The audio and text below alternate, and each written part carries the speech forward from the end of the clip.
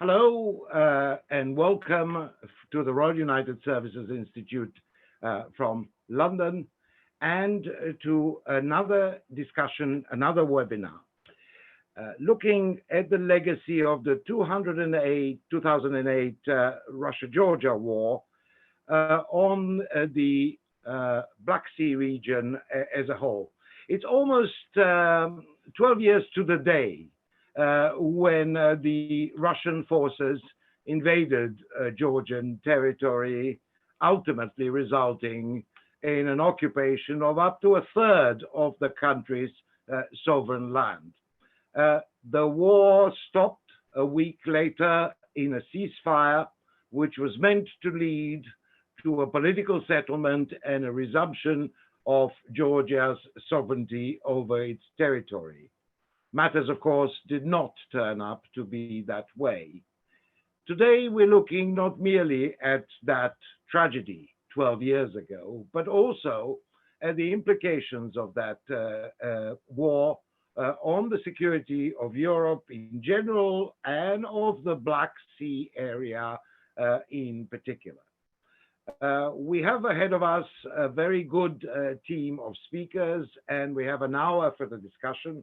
Let me remind you of the rules of the game, which is do listen to the introductory remarks from the three speakers. We will then have about 30 minutes for a good discussion. Do keep your questions coming in the Q&A function at the bottom of this Zoom app. And I will try to accommodate as many of you as possible during our discussion phase. We're joined today, first, it gives me great pleasure to introduce the First Deputy Minister of Foreign Affairs of the Republic of Georgia, Mr. Vakhtang Maharovlishvili, who would start. Then my colleague, Dr. Neil Melvin from the Institute, who runs our international security studies. And finally, Richard Geragosian, who runs the Regional Studies Center in Yerevan, Armenia, and who, of course, keeps a close tabs both on Georgia and the entire region. Let us start first with the Minister. Minister, the floor is yours. Thank you very much. First of all, of course, I want to really express my gratitude to Dr. Jonathan Hill for organizing this important event. And of course, I'm really happy to participate in today's discussions. Of course, many thanks to the Royal United Services Institute for keeping Georgia under the radar and high on the agenda, as well as Black Sea security in general. And as you have kindly mentioned, tomorrow we mark a very important day, the 12th anniversary of Russia's full-scale aggression towards Georgia, which resulted in occupied territories of Georgia. And of course, this date is a reminder of Russia's aggressive policy and its hybrid warfare tools, which had been in place since then, especially, but to be very honest, had been around for many years already. I, of course, very much also appreciated the name of the title of today's event, since, as you have also kindly mentioned, we still face all the dangerous implications of the war and aggression of Russian Federation 12 years ago. And of course, all of this needs a collective approach and a collective address to cope all of these challenges. To start, I will briefly, of course, say in a couple of words Georgia's perspective on the issue, and of course then I will be happy to participate in the discussion. Of course, as you all know, Black Sea had been on the crossroad of geopolitical interests for years, and I would say even maybe centuries. But to talk about the recent history, of course, these interests had been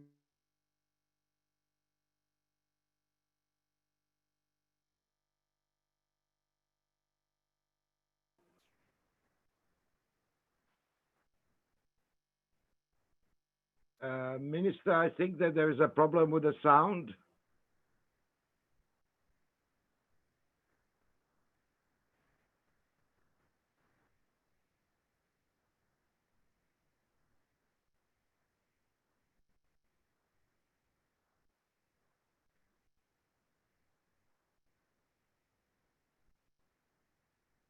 Unfortunately, we have am I missed. am I Yes, back?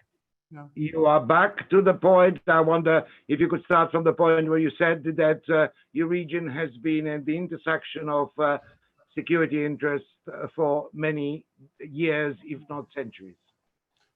Yeah, I'm sorry to have some technical difficulties, but to say what I've said in a short way, of course, I would just reiterate my thoughts that these of course, interests have enhanced and grown since Russian Federation decided to achieve and kind of implement its goals in a much more aggressive way, and of course stepped over in terms of international legal boundaries. And as we all remember, back in 2008, it made a very bold statement when it launched a full-scale aggression towards sovereign state against its neighbor, and of course occupied its territories. It was not an aggression and a statement only towards Georgia and towards the immediate neighbor, but in fact, it was an attempt and a statement towards redrawing the rules-based international order, and of course trying to redraw security environment and security architecture of Europe in general. The occupied territories of Georgia, of course, set a very dangerous pattern, which was later on followed the events in Ukraine by annexation of Crimea and crisis ongoing in eastern Ukraine and also elsewhere. And of course, if we look at the map today of the Black Sea basin, we will see Russian strongholds all over it. I mean, you'll have some 10,000 Russian troops, Russian military personnel in Georgia in both regions, be it Abkhazia region where we have up to 5,000 troops, and another 5,000 in Tkhinvali region, South Ossetia, plus to that some 3,000 so-called FSB border guards who are controlling the occupation line in both regions of Georgia. We have another 30,000 Russian troops in Crimea region of Ukraine, and another 40,000 Russian troops in eastern Ukraine. Probably we shouldn't also forget Moldova, Moldova's Transnistrian region, where we have another 2,000 Russian military. So we have these military strongholds all over and around Black Sea basin, Black Sea region, which of course creates a very fragile security situation on the ground.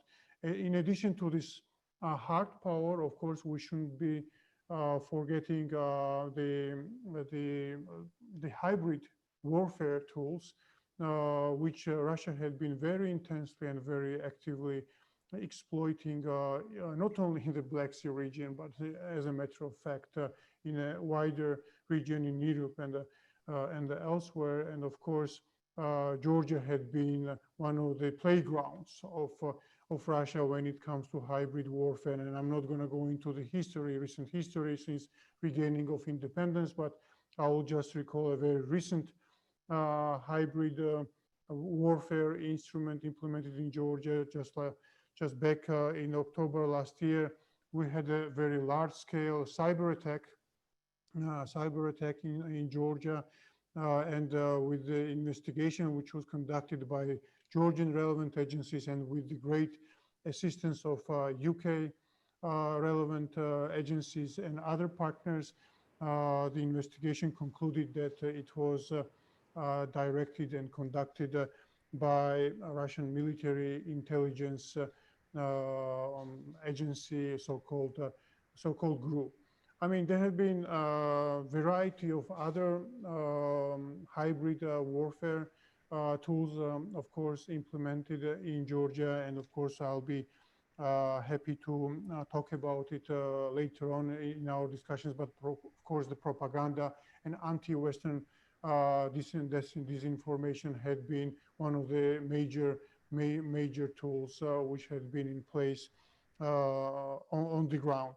Of course, talking about all of this, we should underscore the fact that Russia is very much interested to keep the status quo in the region, be it in Georgia, in Ukraine, in Moldova, or elsewhere. And I have to admit that when it comes to Georgia, even though we are not in active warfare today, and of course, thanks God, and we are really happy that we are not capturing the attention of international TV broadcasters from that side. We are far from having a frozen conflict, so-called frozen conflict, and I would underscore that we are actually in a state of war, because for the last 12 years we have been having numerous acts of attempts and of destabilization, kidnappings, killings, other illegal activities. Of course, I will be happy to, of course, talk about all of this later on as well. From the Georgian perspective, of course, we are really and very much committed to the peaceful resolution of the conflict. We have implemented the ceasefire agreement, which had been concluded in 2008, but unfortunately, Russia had not been reciprocating to this agreement, and we have also pledged non-use of force on a number of occasions, and we still wait and expect Russian Federation to reciprocate on the non-use of force. We have invested tremendous resources and efforts in Geneva international discussions. We have been extremely constructive, since for us it is extremely important format when it comes to taking steps towards a peaceful resolution of the conflict. But unfortunately, despite the fact that we have had like more than 50 rounds, and because of the unconstructive attitude or policy or presence of Russian Federation in the discussions, we have not had much of the progress there either. Having said that, of course, Georgia is very much committed to the reconciliation process and engagement policy towards occupied territories of Georgia with the people living in the occupied regions. We have implemented a number of peaceful initiatives, and the very recent and very important one from our perspective is the steps towards better future. I would be also happy to discuss this initiative in more detail if there is, of course, interest. But one aspect that I wanted to, of course, underscore here is that it is important that our partners, our international community in general, is more engaged in the implementation process, because we strongly believe that these small but important projects and initiatives will definitely build bridges between communities, which is so important when it comes to the peaceful resolution of the conflict. Finally, in my introductory intervention, of course, I would underscore the importance of the role of the West in this process, because obviously one can be confident and sure that alone Georgia or alone Ukraine or any other country in the region is not in a position to peacefully resolve the conflict with Russian Federation. Therefore, keeping our issue high on the agenda of our partners, of international organizations, high on the agenda in bilateral discussions with Russian Federation is crucial, of course. And presence and more greater engagement of the European Union and NATO in the Black Sea security. Of course, we are really happy to see EU's greater attention. I would recall EU's global strategy document a couple of years ago, which placed specific attention to the Black Sea and security of the Black Sea when it comes to European security in general, as well as NATO's greater interest and engagement in recent years in the Black Sea Basin. And of course, we'll be also happy to talk about Georgia's input and NATO's importance to be present in the Black Sea, and of course bringing security and prosperity in the region. And of course, and then I would just say that it is important that international community stays committed to the process, and with the increased and enhanced diplomatic pressure, it proved that it brings some results. It will definitely bring deliverables, and even if we do not have some major steps taken today, with continuous pressure, with continuous engagement, we are confident that we will take maybe small but important steps when it comes to peaceful resolution of the conflict in Georgia, in the region, and of course bring greater security and stability, not only in the Black Sea region, but in Euro-Atlantic region in general. Thank you. Thank you, Minister. Thank you for reminding us that this is far from a Cold War or a frozen conflict in the way that sometimes it is referred to, and that some of the deep wounds of 12 years ago continue to this day. Thank you also for reminding us about the Russian military buildup in the region of the Black Sea in a variety of places. Let me turn directly now to my colleague Neil Melvin, who I think will try to broaden a bit the perspective. Yes, thank you very much, Jonathan. It's a pleasure to be part of the webinar today. I mean, I think it's worth recalling that, I mean, the 2008 war was really a very shocking event. I mean, it took place at a time when I think many of us felt that we'd seen an end to state-to-state conflicts in Europe. And what we were really dealing with was a set of sort of legacy civil wars to be dealt with by the multilateral institutions created in the European theatre. So the emergence of this conflict in 2008 was a great shock. And of course, it was not least a shock because at the heart of these developments was the Russian Federation, which had initially sought to adopt an approach to European security based on integration with the Euro-Atlantic community, and crucially building on the idea of the Russian nation state as the basis for shared rules and through the institutions of the OSCE and the Council of Europe. And the 2008 war, of course, was a very clear demonstration that that course was no longer being followed, and that we've seen sort of under Vladimir Putin, of course, a very different approach to state building within Russia and in relations with the neighbors.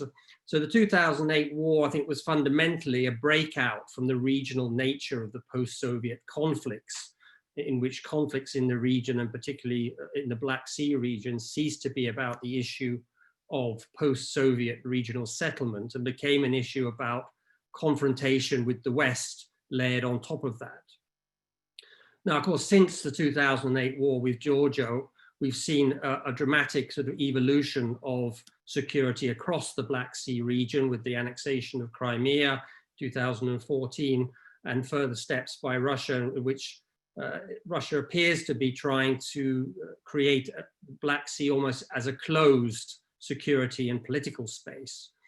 And what I'd like to highlight in my introductory remarks are four sort of main elements of what I see as this attempt, which is emerging, and some of the motivations behind it.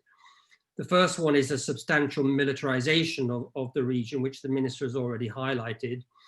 The second one is growing efforts to weaken sovereignty across the region. The third one is the emergence of the Black Sea as a basis for Russian great power ambitions beyond the post-Soviet space. And finally, the sort of the element that I think we need to think about, particularly from the NATO aspect and the EU side, is the complexity of the Black Sea region, its instability, and therefore the need to prioritize this region as we go forward. Turning to the first point, I think the minister he's highlighted very, very clearly, I think, the broadening of the Russian military presence. Of course, in fact, I mean, I think you could argue that the Russian military buildup predated 2008 and really began with the long series of conflicts in the North Caucasus, two wars with Chechnya, in which Russia, in many ways, built up what we now call the hybrid warfare model. I mean, this was fighting Chechen separatist forces in which Russia developed its information warfare, its use of proxy forces and armed paramilitaries such as Cossack units, targeted assassinations and aggressive use of intelligence services, which it then has built up and applied in other contexts. And I think particularly we saw that in 2008. The second phase of the militarization, of course, came with the 2008 war with Georgia and the subsequent consolidation of Russia's security presence in Abkhazia and South Ossetia, as the minister highlighted. Several thousand Russian troops permanently deployed, Russian military bases, airfields and ports. And I think even more significantly, the integration of those forces into the Russian military command, in the Southern Military Command, giving Russia a very strong presence along the eastern Black Sea coast, and potentially the ability to cut Georgia in half quite quickly if it moved those forces south. And one element I think I would add to that is, of course, that these are also linked into the very substantial Russian military presence in Armenia, which I think Richard will talk about later on, which is, of course, is in some ways even more strategic than the forces in Abkhazia and South Ossetia. And all of this is being deployed through, and we've seen this most recently, the military exercises which take place in the breakaway regions with Russian military forces, such as the Kavkaz 2020 exercise we've just seen. And building on that, of course, we saw the 2014 annexation and militarization of Crimea, the modernization of the Black Sea Fleet, and reports that Crimea may even be being prepared for the deployment of Russian nuclear forces. Russian navies now have a substantial presence across the northern part of the Black Sea and much of the Black Sea sort of littoral regions. So now and I think last year I'd mentioned that what we've seen also is a whole series of forces who've been trained up through these conflicts in the Black Sea region, a generation of professional soldiers who are now operating often undercover and in semi-official capacities through Wagner, private military companies.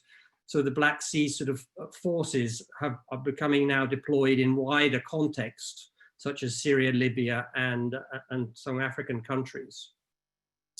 The second point I think about the region we have to consider is a steady sort of movement to undermine and blur the significance of national borders, the borders that were agreed with the breakup of the Soviet Union, and really an undermining of sovereignty of neighbors.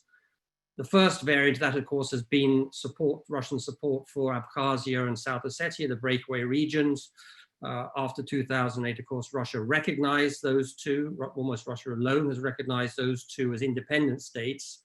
And although they are recognized by Russia as independent, they are de facto incorporated into Russia. But although the borders keep moving, so there's a process of borderization whereby South Ossetia and Abkhazia continue to expand. We've also seen, of course, the actual annexation of Crimea, and so undermining Ukrainian sovereignty, plus the breakaway regions, and of course the long-standing issue of Transnistria in Moldova. So a whole set of these conflicts which really undermine state sovereignty of the Black Sea states. And on top of that, there's been a process of extending citizens' rights beyond the Russian Federation. And we've seen this most recently, in which almost 200,000 Russian passports have been given to Ukrainians from the de facto breakaway regions. This was an approach developed initially in Abkhazia, South Ossetia, Crimea, and Transnistria, and of course justified Russia's intervention in 2008 into Abkhazia and South Ossetia under a sort of a so-called Russian sort of intervention to protect its citizens. So Russia is building an extraterritorial naturalization process, which really demonstrates a dual understanding of state sovereignty, because Russia is now actively seeking to extend its citizenship regime across key parts of the post-Soviet space, notably Ukraine, Belarus, Moldova, Kazakhstan. The third key element, I think, of the Black Sea as a security space is the emergence of it as a foundation for Russia to reassert a global great power role beyond the post-Soviet territories. It's really become the foundation, the Black Sea now, for a southern strategy, a merging of the MENA region, Middle East and North Africa, and the Black Sea through the Eastern Mediterranean. And we see that now with Russia building military facilities, permanent ones in Syria, setting up in Libya, building relations across the MENA, and using the Black Sea military forces, including the Navy, to deploy into that region. And so the Black Sea is the foundation of that sort of position. And it also, of course, allows Russia to try to close off that space to what Russia sees as harmful foreign influences, particularly the so-called colored revolutions. And the last dimension I'd highlight is today's geopolitical confrontation, in which the Black Sea operates as a very complex and unstable region. We have a number of simultaneous levels of security tensions. There's, of course, the NATO-Russia one. We also have the Russia, Georgia, and Ukraine, and the breakaway regions problem operating in their own dynamics in some ways. I think, as Richard will highlight, there's the Nagorno-Karabakh conflict, which also has its own dynamics. And of course, there's now the Russia-Turkey relationship. So this, I think, makes the Black Sea a particularly challenging security space. The regional frameworks have largely broken down as Russia has moved against some of the key principles, notably territorial integrity. And also we've seen others, mostly the US, begin to withdraw from the key arms control agreements that helped regulate that space. NATO has responded to this militarily, but I would argue still lacks actually a strategy for the Black Sea region. And that reflects, of course, difficulties amongst NATO member states, Turkey, Bulgaria, and Romania. There's obviously not key NATO member states on the Black Sea, but they have very different perspectives on the security challenges and on the role that NATO should play. And then, of course, we have two states who are keen to be part of NATO, but have been unable to join for various reasons, primarily from the NATO side, namely Ukraine and Georgia. So this doesn't really amount to a strategy yet. So my concluding point is, I think that NATO does need to take the Black Sea more seriously. And it's not just in a military sense. I think it needs to develop a much clearer political strategy. And this is because it's no longer simply enough even to look at the Black Sea. Russia's breakout of the Black Sea into the Eastern Mediterranean now means that there's a further fragmentation in which we have countries like France and Turkey increasingly having a frayed relationship in places like Libya, which plays into the Black Sea. So I think that NATO needs to look not just at enhanced sort of military presence, but actually a much clearer political strategy that now begins to integrate its presence in the East Mediterranean with some of the Black Sea problems. And back to you with that, Jonathan. Thank you very much, Neil. Thanks for reminding us not merely how complex and how varied the region is, but also how we are bereft at the moment, or even the basic steadying principles which we thought were probably and properly put in place, like respect for territorial sovereignty, like respect for borders of individual countries, which makes the situation particularly fluid. Let us now turn to the third speaker, to Richard Geragosian in Yerevan. Richard, over to you. Well, good afternoon. One advantage about being the last speaker is my insightful colleagues have done much of the work. But I do want to take an opportunity to focus on 3 legacy trends.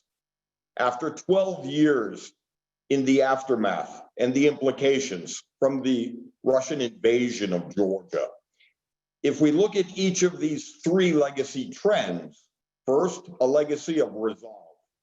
Second, a legacy of relations. And third, a legacy of resiliency. Each of these legacies are unique because they are lasting and they are live. They are more than simply legacies. They continue to impact and to drive regional security. In many ways, the first element of this legacy of resolve was the Russian invasion of Georgia was very much a test of Western resolve. It was the first test of the Western commitment to defend Georgia. It was also a test of the Western commitment to deter Russia, both of which still apply. This challenge has not changed. But at the same time, the result from these failed tests of commitment, the result was a demonstration of a Russian commitment to defy the West. And this served as encouragement for Russian policy and actions in Ukraine, the annexation of Crimea, military warfare against the Ukrainian government in the East, but also perhaps a green light for what's happening now in Belarus, for example. What's interesting in terms of this first legacy of Western resolve was the relationship to the second element, the legacy of relations. And what I'm referring to is the now well-established, demonstrable linkage, the relationship between each of the 3 countries of the South Caucasus. We are living very much in a state of undeclared war. Kinetic conflict is what is defining and driving regional insecurity more than security. And in terms of this interdependence, this dynamic interlinkage, for Georgia, for example, Georgia is very much in a lose-lose position, hostage to the conflict over Nagorno-Karabakh. Georgia has, in many ways, everything to lose and nothing to gain in terms of clash and conflict between Armenia and Azerbaijan and over Nagorno-Karabakh, with all sides to the Karabakh conflict expecting Georgia to remain neutral or to back them. This inherently is a challenge for Georgia, both as a transit state, but also as a neighbor. At the same time, for Armenia and Azerbaijan, we are also hostage to the outlook for Georgian-Russian relations, conflict and clash. In other words, Armenia now is in a more precarious position because we are very fortunate in Armenia geographically not to have a border with Russia. No, thank you. But Georgia, serving as our buffer, if you will, also tends to impact and impinge on our own national security in Armenia. What we also see for Georgia, whether it was the outbreak of warfare in 2016 between Armenia and Azerbaijan over Nagorno-Karabakh, or the recent attack by Azerbaijan on Armenia, this is a direct challenge to the stability not only of the region, but also for Georgia, with much wider dangerous implications for conflict in Nagorno-Karabakh, for example, or more recently, the attack on Armenia. There's a danger of a forced response from other regional actors, not just Russia and not just Turkey, but also Iran. And in this context, My third point is resiliency. And I always like to close with an optimistic note. 12 years of state building, of defending and securing Georgian statehood independence has also been matched in 2018 by a rare victory of nonviolence and people power in Armenia's Velvet Revolution. Fortunately, Armenia and Georgia are now even more firmly committed to deepening and bolstering the bilateral relationship. This is not only refreshing, but a reflection that for the current, more democratic, legitimate Armenian government and a well-established democratic government in Georgia, there is an embrace of small state strategy, where the strategic approach is similar. It's designed to foster resiliency through an emphasis on domestic stability. Democracy and legitimacy are much more important elements of the arsenal of Georgian and Armenian robust resiliency. This is why one very important lesson from Georgia was individual Democrats can be helpful in any country's development. But more than individual Democrats, it's the democratic institutions that matter much more than any one political leader or figure. And in this context, there's an embrace of this need for resiliency. There's also another lesson from Georgia and for Armenia, that any deficiencies in democratization, any setbacks over the years of democratization and state building is ever more costly and unacceptable in terms of the imperative for resiliency. And finally, what we see in conclusion is most important, that there is no conclusion. This is more than a legacy. This is a living, lasting threat to regional security and stability. 12 years have been important for lessons learned, but going forward, we don't know where we will be in terms of security and stability another 12 years or even 12 months from now. And that's why there is no conclusion. This is a very much a dynamic, not static process. And this is why I think most interesting for our discussion today is admitting how much is unresolved, how much more we need to commit to both resiliency, but also resistance and resolve. Thank you. Thank you very much, Richard. Thank you for speaking from a country that was itself involved in some violent incidents over just the very recent past, to suggest about how much actually there has been achieved in the countries in the region in terms of steeling themselves over the past 12 years, but how much fragility still remains and therefore inherent level of unpredictability. Right, we had a good presentations from all three panelists. Let us turn directly to the questions. And I think my first two questions are to the minister directly. One comes from Ms. Cristiana Badulescu from Romania, who is asking about all the news about state-sponsored kidnappings among Georgian citizens and the other violent attacks that are taking place. Can you tell us a bit more about the undermining of the Georgian state that is still taking place? Another question is from Alex Folks in the UK, who is asking the minister, given the cyber operations of Russia that you referred to, how confident are you that you can protect the integrity of the Georgian elections that are coming up in the month of October? Over to you, Minister. Thank you very much, Jonathan, and thanks to participants for these questions. Of course, when it comes to the kidnappings of Georgian citizens by Russian FSB, so-called border guards, this is, of course, part of what we have been discussing and calling a hybrid warfare. And colleagues also mentioned various other of course, tools in that direction, passportization, or there are many other hybrid tools that have been used, including passportization, including embargo on products, be it Georgian or others, or vetoing kind of energy products to come in Georgia, et cetera, et cetera.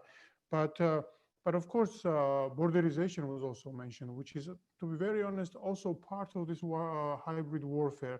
From the one stance and point of view, in terms of hard power, because putting these razor wires alongside the occupation line, of course, it destabilizes the situation on the ground.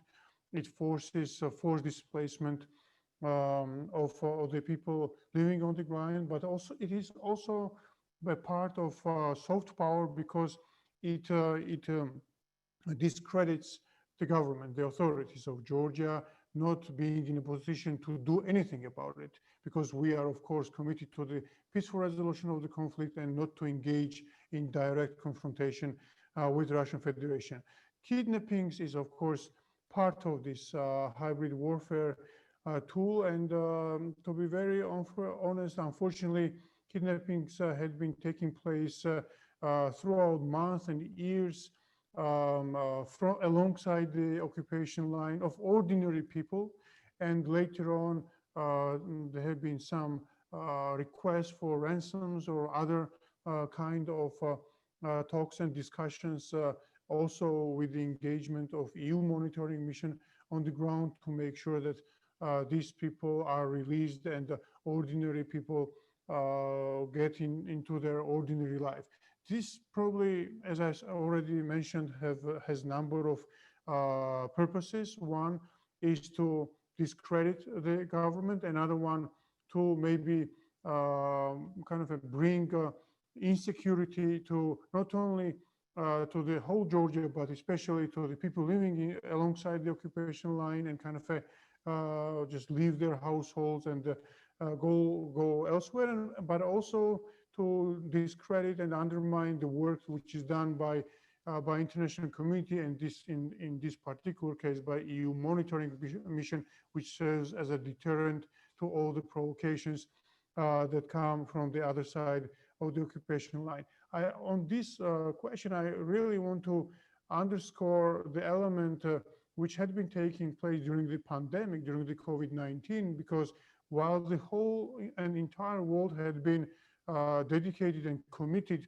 towards ceasefire and towards addressing the pandemic jointly, unfortunately, these kind of kidnappings and provocations never stopped from the Russian side. And in fact, since last September, some 14 Georgian citizens had died because they were not allowed to cross the occupation line in order to receive some healthcare opportunities, including the ones which had been under the COVID-19 virus. The ambulances had not been in a position to cross. So this is the reality on the ground, and that's why when I underscore the fact that even though we may not be in a direct warfare with Russian Federation today, there should not be an illusion by international community or partners that the situation had been improving or had been peaceful. In fact, the situation had been deteriorating very much so. And of course, the high attention and engagement is crucial in order to make sure that it does not evolve in something even more dangerous. When it comes to interference of Russian Federation in October elections, this is, of course, a very legitimate question. We had been speaking about hybrid tools and hybrid instruments, and of course, kind of undermining and weakening democratic institutions had been part of this hybrid warfare. Therefore, I would have all the expectations to see Russian Federation trying to meddle in and interfere in Georgia's elections in many different ways, including through the borderization, including with some of the incidents and provocations, but also maybe supporting those groups in Georgia which are kind of known for being pro-Russian and kind of supporting their activities in many various directions. When it comes to cyber attacks, I mean, this is, of course, the area which none of us can be secure of. That's why a greater cooperation and engagement with each other is crucial to make sure that these kind of attacks or attempts are addressed. And we are really grateful to our partners who have been very instrumental in terms when it comes to investigation of last year October cyber attack. And so before then and since then, we have had very good cooperation with relevant agencies on EU-wide, I mean, with Brussels, but also with various member states, but also with NATO when it comes to improving our cyber capacities. Thank you very much, Minister. Now we move to our broader questions to all the panelists. First, from Damian Turner, who is asking, given the fact that the Russians have given so many indications of how important the Black Sea region is for them, is it wise for NATO to become involved at all in the region?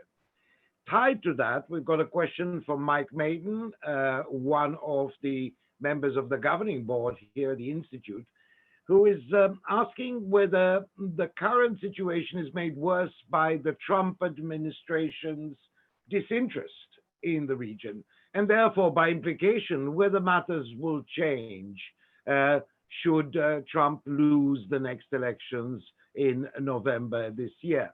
And finally, I know it's a big bag, but I'll pass to every one of you. There's a question from Anna Davidson at Oxford University, who's asking, concretely, assuming that NATO needs to do things, what are the things that need to be done?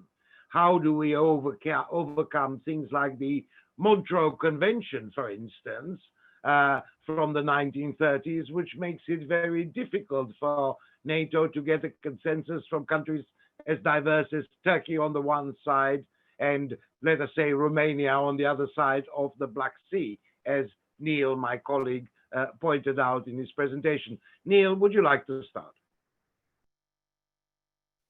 Yeah, thanks, Jonathan. Perhaps I'll start with the last question, because I think there are some militarily there are some steps that NATO could take. I think, as the questioner highlighted, the Montreux Convention places limitations on NATO's ability to deploy sort of maritime assets into the region, and NATO has been scrupulous in observing the Montreux Convention, but nonetheless maintaining a steady drumbeat of naval visits to the region.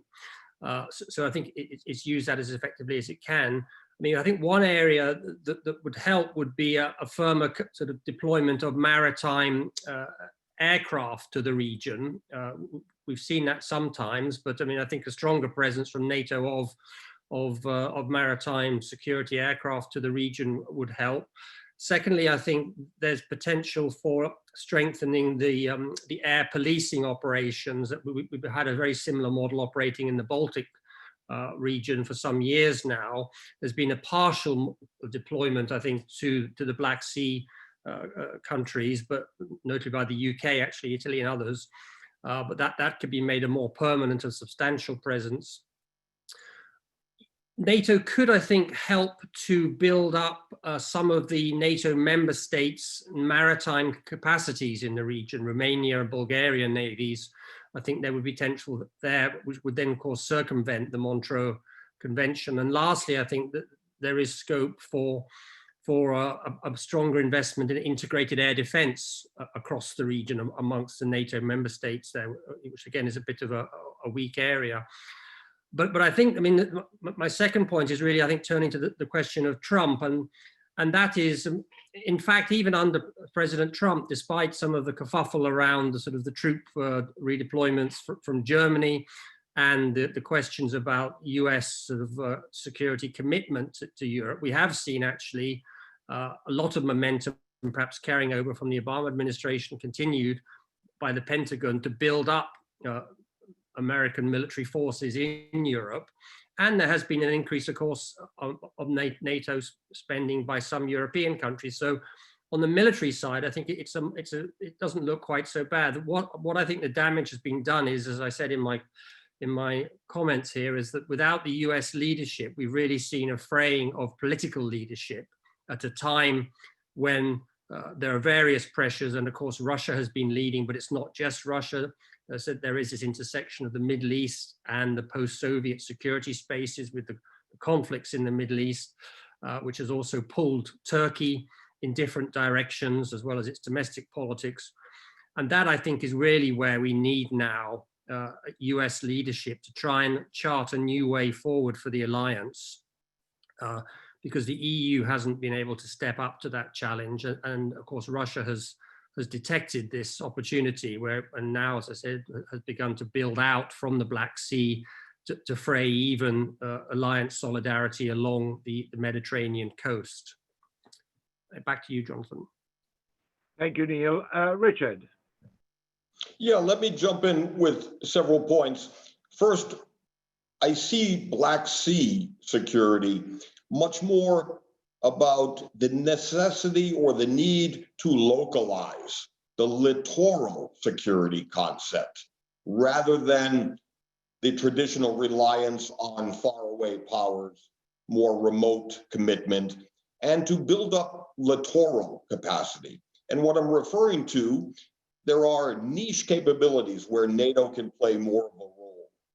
For one example, qualitative reform in military education is something as an investment that will build a foundation in terms of security in terms of Black Sea littoral states and aspirants. The second one is an example from the tragedy of Beirut. Crisis response and crisis management, something we can garner from NATO for all of our regions and neighbors within the Black Sea and the South Caucasus to prepare in advance for that kind of event. In terms of the US, as a Democrat, to be honest, I see that the United States is much less present and much more unpredictable. It's the lack of predictability in terms of the Trump administration. And I do want to be provocative and say it's much less about the US, even under a Biden administration, and much more about the European Union. Remember the synergy strategy, the Black Sea synergy attempt by the European Union? It wasn't a failed exercise. It was an example where process matters as much as outcome. And I do think the European Union will be much more acceptable and much more effective in terms of future engagement to bolster Black Sea security. Thank you. Thank you, Richard. Minister. Thank you very much, Jonathan. I will be very brief, just to respond whether it is wise for NATO to be involved in the region. I think, and I believe it is very, very much, of course, wise, because I think it is naive from my perspective to believe that European or actually Euro-Atlantic security can be sustained and achieved without security in the Black Sea region. Therefore, of course, NATO's presence is crucial in that regard. And another point, I started my intervention by saying that Georgia and the Black Sea in general had been in a crossroad between East and West. And if you look at the map, it has a very strategic location when it comes to bypassing Russian Federation for energy resources, for transport, for other resources. Therefore, obviously for the West, for Europe, being present in the region is crucial from its own interest and from its own perspective. And from the Georgian side, of course, for us, we want Black Sea to be a sea of peace and prosperity and development. And of course, to achieve that, it is important to have the security and stability on the ground. And on that regard, of course, Georgia has been embracing NATO's more recent initiatives to increase its presence and kind of have greater cooperation with regional countries, starting from 2017. And of course, Georgia really encourages more port calls, more joint trainings, more joint exercises, strengthening and enhancing Georgia's, Ukraine's, and other countries' ports and relevant infrastructure. I think more NATO will be in the region, more stability will come in the region. And of course, the history and enlargement history of NATO really shows us a very good example that wherever NATO gets, it doesn't bring conflicts or insecurity, but otherwise prosperity and development. Thank you. Thank you, Minister. We're rapidly approaching the end of the session, but I will try to squeeze in a question from Craig Oliphant from the Foreign Policy Center. Some of you will be aware of Craig, a man who spent most of his life looking at Russia and its neighbors. And I think his question is quite profound. He's sort of asking, can you be more specific to all the participants, all the panelists, about the impact of Ukraine on the security in the region, for the Caucasus in general? What does it tell us since 2014, of course? Are we bound to, each case is unique, but are we perhaps underestimating the impact of Ukraine, or indeed overestimating the impact of Ukraine on the other crises in the region? Neil, I wonder if you could start.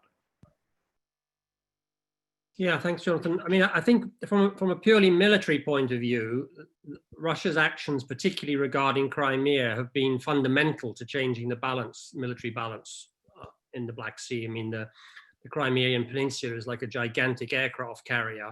And I mean, and this, of course, has been why it has been a strategic interest to Russia right from the breakup of the Soviet Union to maintain a presence there. I mean, they had their naval facilities in Sevastopol all throughout that period and negotiated with Ukraine to maintain that. So taking control of that space, of course, has allowed Russia to dominate much of the maritime northern part of the Black Sea. And of course, the modernization of military facilities has given it sort of a ability to protect the air access across a large area, and of course use the Black Sea to launch, potentially to launch cruise missiles that go far beyond the Black Sea. So I mean, it's changed the whole dynamic, not just of the Black Sea region, but of much of the European security space.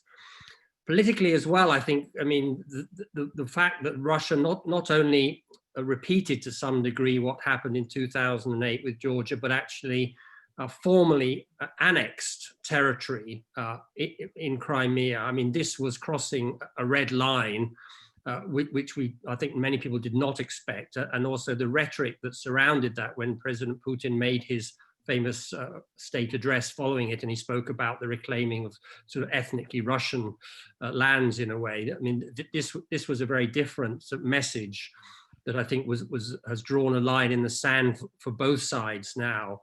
And so I think that, I mean, the 2014 activities they did flow out of the logic of 2008 and even before that.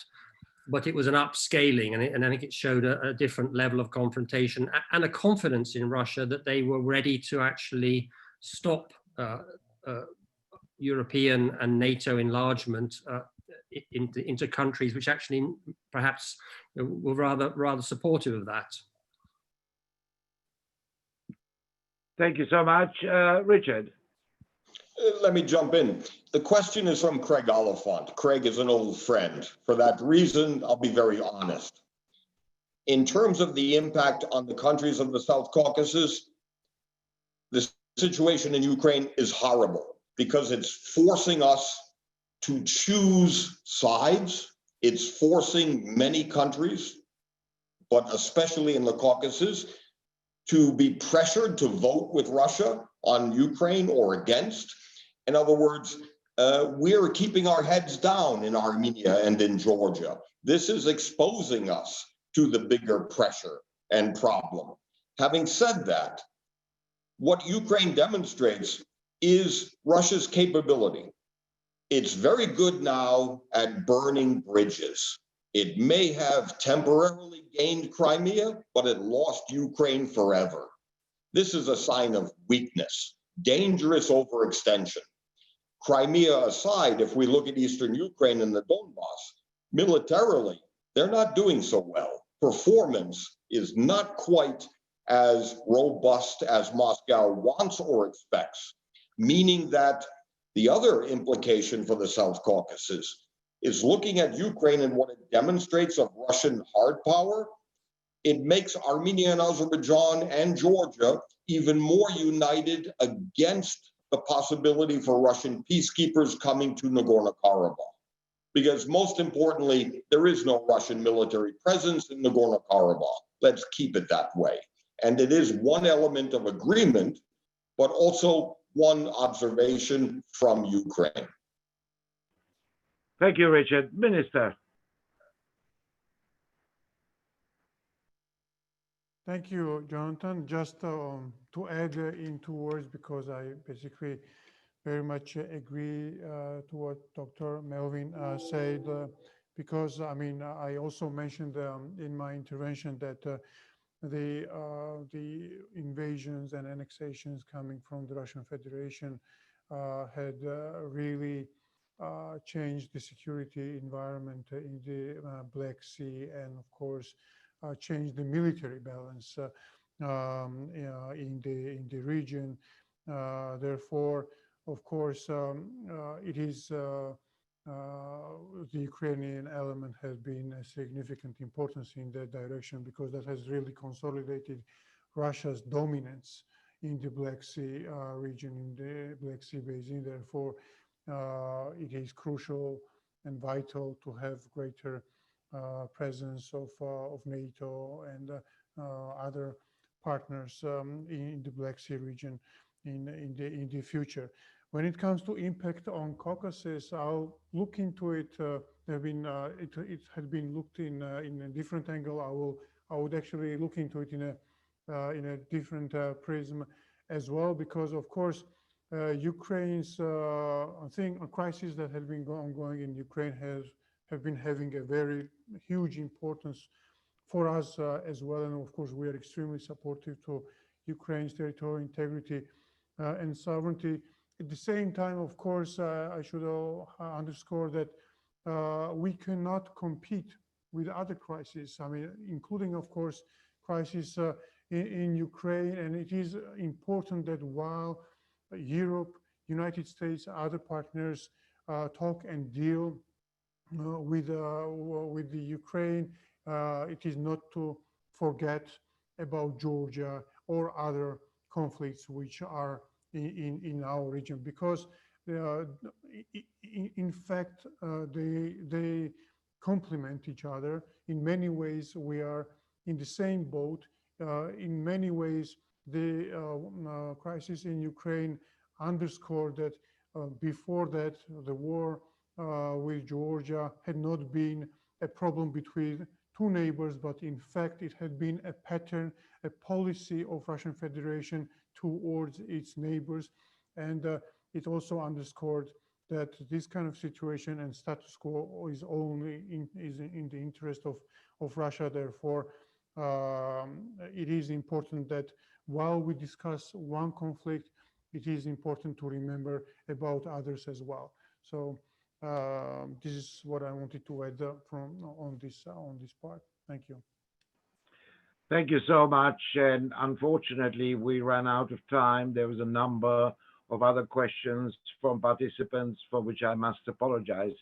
I think the message that we get from this one is, as the minister suggested, that these are very much live conflicts. We may have turned our eye away. We may, as the minister said, moved on to other things, and Georgia is no longer first in the media, neither is Armenia, neither is Azerbaijan, neither, for that matter, is Ukraine. But none of these conflicts are, as some people invented the rather silly term of frozen conflicts. They are very much live conflicts. They're very much conflicts in which people still die. They're very much conflicts over the very basic principles of respect for territorial integrity, sort of stuff that we thought we sorted out in Europe. But I think we had from Richard also a slightly more optimistic tone, that these countries are not sitting there just waiting for outside help and doing nothing on their own, that they are investing in themselves, that they are investing in their capabilities. And we've heard from Neil a number of very concrete ideas by which the security of the region would be enhanced and could be enhanced without going to war against Russia, as some of the cliches in some of the Western commentaries in the past used to suggest. I hope that the audience found it as informative as I have done. I'm very grateful to you, Minister, for devoting over an hour to us to discuss this point, to Richard Giragosian in Yerevan for being with us, and of course to my colleague Neil Melvin here in London, who has put together this event. I would ask all our audience to look at our commentaries over the next week or two, our commentaries online, which will continue documenting the crisis in Georgia, but also the entire Caucasus and our policy towards Russia. Thank you to the participants, thanks to the audience, and goodbye from London. Thank you. Thank you very much.